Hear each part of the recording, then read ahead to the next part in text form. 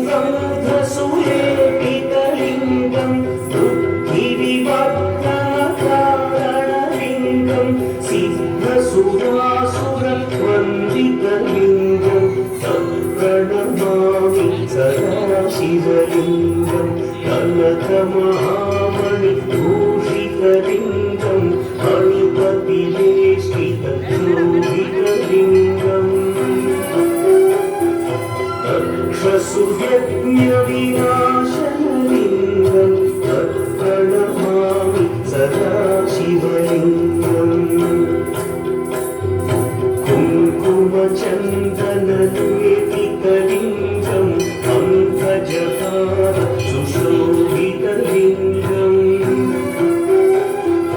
सञ्चितपापविनाशनलिङ्गं तत्प्रणमामि सदा शिवलिङ्गम्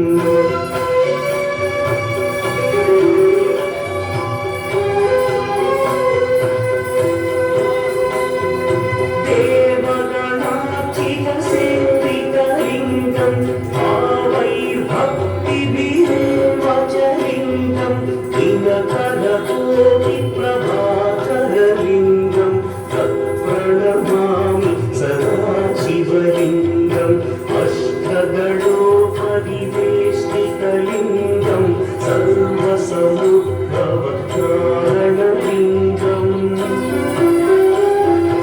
अष्टदरिद्र्यविनाशनलिङ्गं तत्प्रणमामि सदा शिवलिङ्गम् सुरगुरुसुरवरपूजितलिङ्गं सुरवनपुष्पसदार्चितलिङ्गम्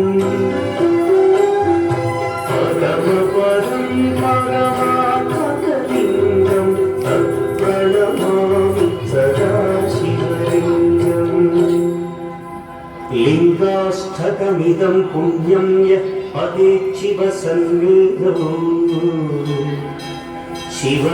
शिवलोकमवाप्नोति शिवेन सह मोदते।